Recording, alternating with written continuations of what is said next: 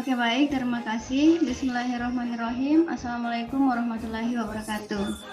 Waalaikumsalam warahmatullahi wabarakatuh. Oke, langsung saja pada kesempatan kali ini kita akan melaksanakan presentasi proyek mengenai sampling nematoda. Nah, sebelum itu perkenalkan, nama saya Siti Nursia. Saya di sini sebagai moderator yang akan memandu jalannya presentasi kali ini. Untuk mengefisienkan waktu, langsung saja. Di sini kami membagi dalam beberapa pemateri, terdiri dari 5 pemateri. Pemateri pertama yaitu Debiansyah yang akan menyampaikan mengenai dasar teori sampling nematoda. Pemateri kedua Zulfa Syahida Ruslan yang akan memaparkan mengenai tujuan. Nela Anjarsari yang akan memaparkan mengenai ruang lingkup sampling nematoda. Ririn Ameliasari yang akan memaparkan mengenai alat dan bahan yang digunakan dalam proyek sampling nematoda, serta Saudara Ernawati yang akan menyampaikan mengenai tata kerja sampling nematoda tanah seperti proyek yang sudah diberikan, proyek yang telah diberikan. Nah, langsung saja untuk mengefisienkan waktu kepada Saudara Debiansyah, disilahkan untuk memaparkan mengenai dasar teori sampling nematoda. Oke, di sini saya akan menjelaskan dasar teori dari sampling nematoda. Yang perlu kita ketahui bersama adalah nematoda merupakan organisme yang mempunyai struktur sederhana yang tersusun dari ribuan sel somatik dan ratusan diantaranya menyusun sistem reproduksi. Nematoda termaksud dalam hewan dan rata-rata bersifat parasit terhadap tanaman. Nematoda berukuran sangat kecil dan memiliki ciri khas yaitu stylet pada mulutnya. Nematoda yang menyebabkan kerusakan serta penyakit pada tanaman hampir semuanya berada di bawah tanah. Nematoda ini menyerang tanaman dengan menghisap cairan yang ada pada tanaman dengan menggunakan alat penghisap yang disebut stylet. Mekanisme kerja nematoda yang merusak tanaman. Umumnya nematoda berada pada tanah, kemudian pergi ke akar-akar tanaman, kemudian masuk ke jaringan dalam akar, lalu berkembang biak dan bereproduksi menghasilkan nematoda yang begitu banyak, lalu memakan seluruh bagian-bagian tanaman, akar tanaman. Oke. Strategi pengambilan sampel yang tepat, unit pengambilan sampel dan metode ekstraksi yang efisien merupakan prasyarat untuk menghasilkan data nematoda yang kuat, terutama mengingat distribusi nematoda yang heterogen dalam matriks tanah. Sehingga dalam proyek ini, kami fokus dengan metode Corong-Berman yang sangat umum. Sebagai pendekatan yang sederhana, cepat, dan murah untuk ekstraksi nematoda dalam penilaian global.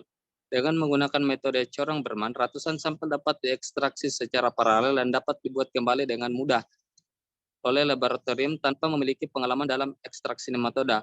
Jumlah tanah yang dibutuhkan pun relatif kecil, di bawah 100 gram, dan hanya sedikit air yang dibutuhkan, yakni sekitar 200 ml per sampel. Terima kasih. Itu pemaparan dari dasar teori dari saya. Saya kembalikan ke moderator.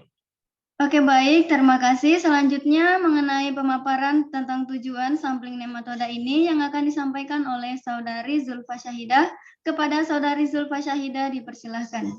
Baik, terima kasih sebelumnya. Untuk tujuan, topik ini bertujuan untuk memberikan pemahaman serta keterampilan kepada mahasiswa untuk memperoleh sampling atau sampel nematoda untuk diaplikasikan baik mahasiswa itu sendiri maupun dalam lingkup masyarakat.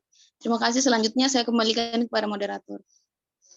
Untuk selanjutnya mengenai ruang lingkup sampling nematoda yang akan disampaikan oleh Saudari Nela Anjarsari, kepadanya disilahkan. Baik, jadi untuk ruang lingkup dari topik sampel ini ada beberapa yang bisa saya sampaikan. Yang pertama itu penentuan sampel representatif, yaitu sampel yang dapat mewakili keseluruhan dari populasi. Kemudian yang kedua, penentuan jumlah sampel minimal. Selanjutnya yang ketiga, teknik pengambilan sampel tanah untuk nematoda. Di sini ada beberapa hal yang perlu diperhatikan.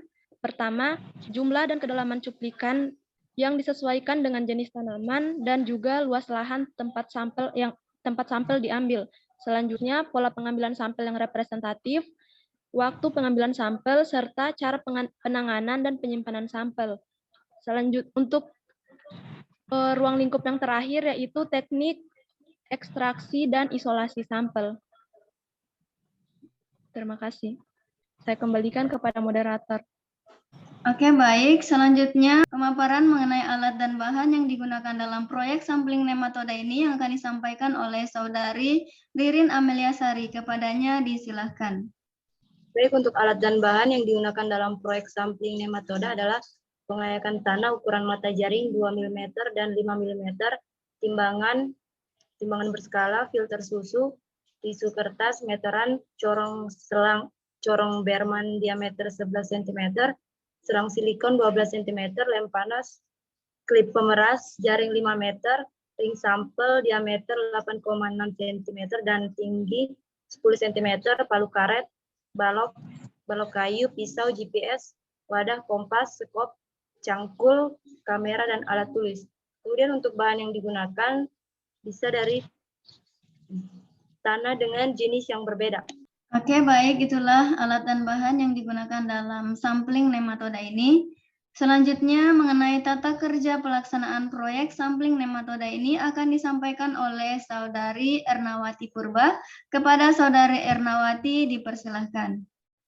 Baik, di sini saya akan melanjutkan, yaitu tata kerja. 1.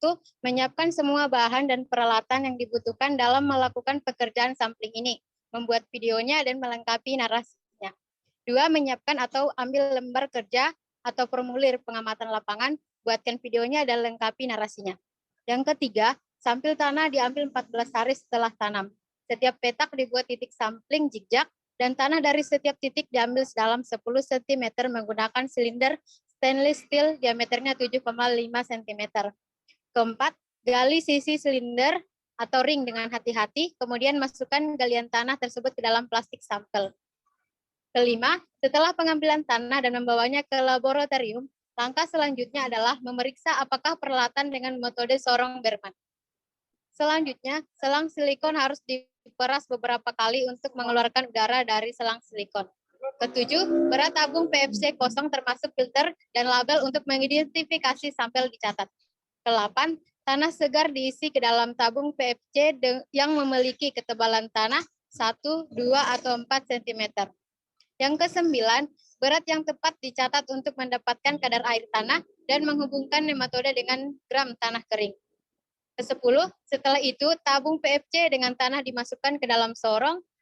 Aquades ditambahkan dari sampling sampai bagian bawah kasa tabung PFC menyentuh air untuk menjenuhkan sampel dengan air untuk meningkatkan mobilitas nematoda.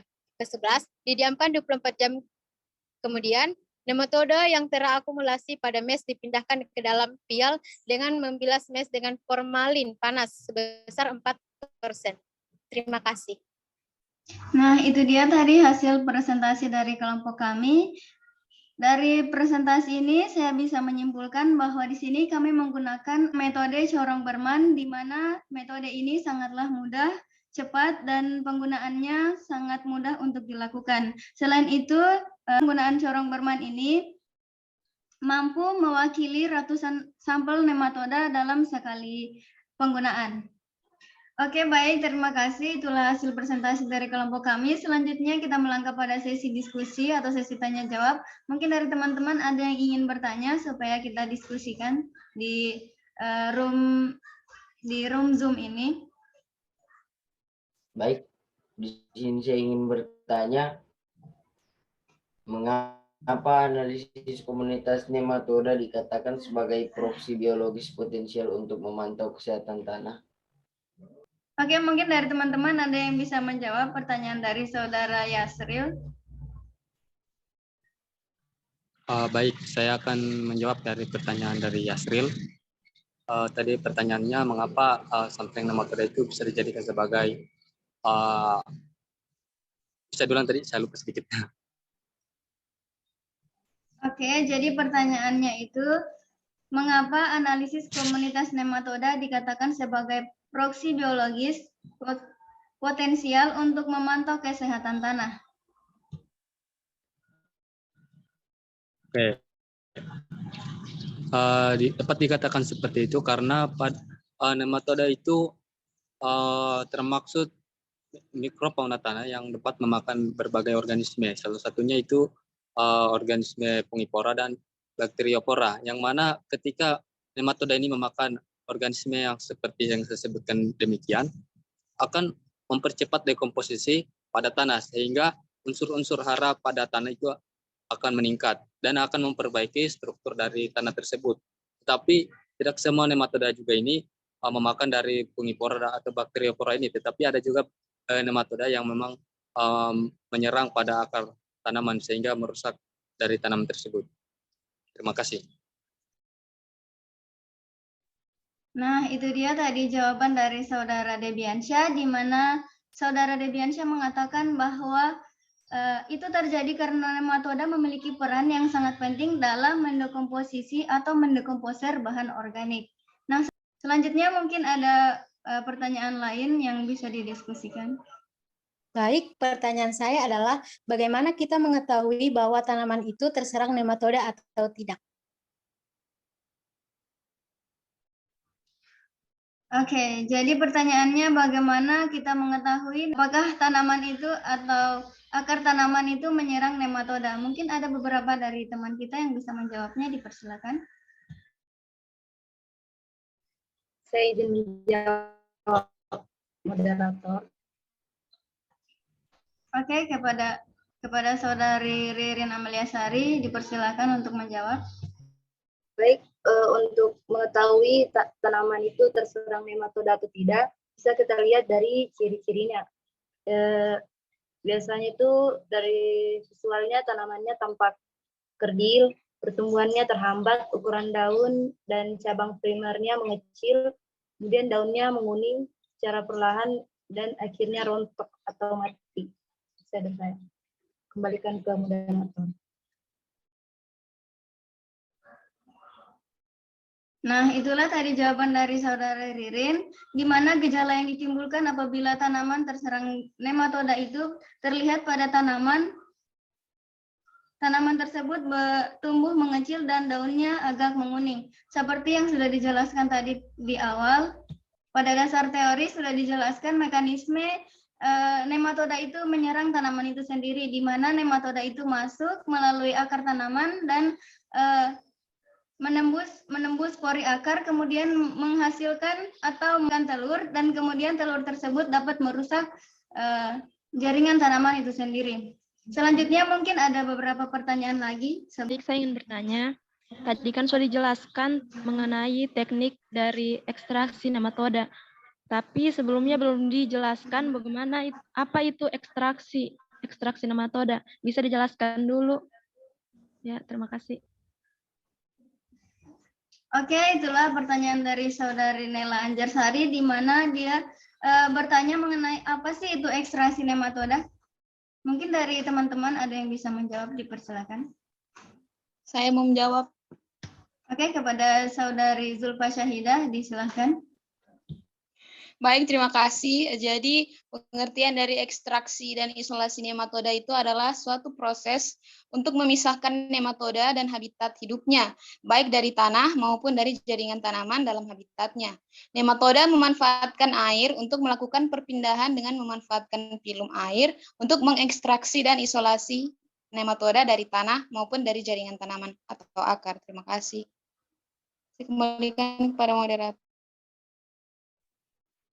Oke, terima kasih atas jawabannya. Nah, di sini Saudari Zulfa telah menjawab pertanyaan dari Saudari Nela, di mana ekstraksi itu merupakan suatu proses pemisahan nematoda dari habitatnya.